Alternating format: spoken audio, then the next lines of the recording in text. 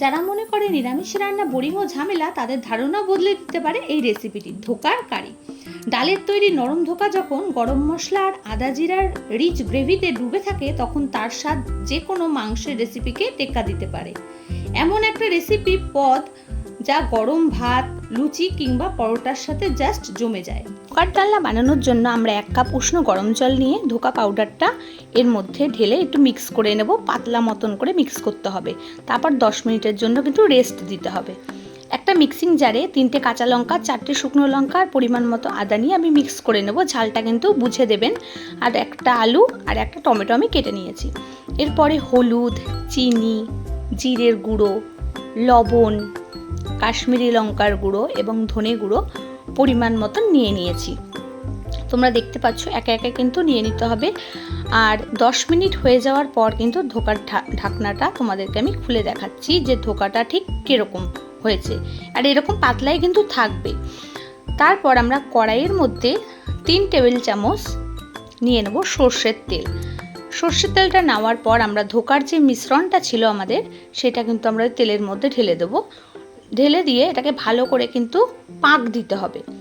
যেরকম আমরা নাড়ুতে পাক দিই, ওরকম পাক দিয়ে নিয়ে কিন্তু একটা ডো তৈরি করে নিতে হবে এবং ওই ডোটাকে ভালো করে থালায় ছড়িয়ে দিয়ে মানে বরফি স্টাইলে চৌকো চৌকো করে কিন্তু কেটে নিতে হবে। আর আমার হাতে ক্যামেরা ছিল, তার জন্য তোমাদেরকে আমি সেইটা দেখাতে পারিনি। আর একটা কথা, গরম অবস্থায় কিন্তু বরফি কেটে এরকম করে বার করতে হবে। বরফিটা কেটে নেবেন, বাট গরম অবস্থায় কিন্তু এরকম ছাড়াতে যাবেন না, একটু ঠান্ডা হলে ছাড়াবেন, এতে বরফিটা কিন্তু ভেঙে যাবে না। দেখতে পাচ্ছ তো বরফিটা কিন্তু ছাড়িয়ে নেওয়ার পর আমরা কড়াইয়ে একটু বেশি পরিমাণ তেল দিয়ে দেবো। আর এই তেলের মধ্যে কিন্তু এই ধোকার বরফিগুলো ছেড়ে দেবো এবং আস্তে আস্তে করে আলতো হাতে কিন্তু উল্টে পাল্টে ভেজে নিতে হবে, যেন ধোকার এই বরফিগুলো ভেঙে না যায়। তো দেখতে পাচ্ছ আমি ভেজে নিয়েছি। তো চলো তোমাদের সাথে আর একবার শেয়ার করি। তো ভাজা হয়ে যাওয়ার পর আমরা যে আলু কেটে রেখেছি, আলুটাও একটু ভেজে নেব।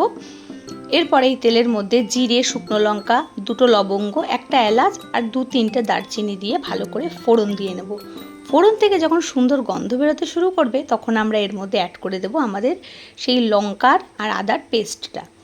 ভালো করে একটু নাড়িয়ে নেবেন, যাতে ওই কাঁচা গন্ধটা যেন চলে যায়। লঙ্কা আদার কাঁচা গন্ধটা চলে যাওয়ার পর আমরা এর মধ্যে দিয়ে দেবো সেই গুঁড়ো লঙ্কার বা গুঁড়ো মশলা, যেটা আমরা মেজারমেন্ট করে রেখেছিলাম সেইটা। তারপর আমরা এর মধ্যে দিয়ে দেব টমেটো অ্যান্ড আলু। আলুটা টমেটো দেওয়ার পর একটু একটু করে উষ্ণ গরম জল দিয়ে কিন্তু অনেকক্ষণ কষিয়ে নেবেন। তারপরে পরিমাণ মতো একটু জল দিয়ে রেখে দেবেন। তো যখন দেখবেন ঝোলটা ফুটে উঠছে, আর একটা কথা, ঝোল ফুটে উঠলেই কিন্তু আপনারা ওই বরফিগুলো দিয়ে দেবেন না।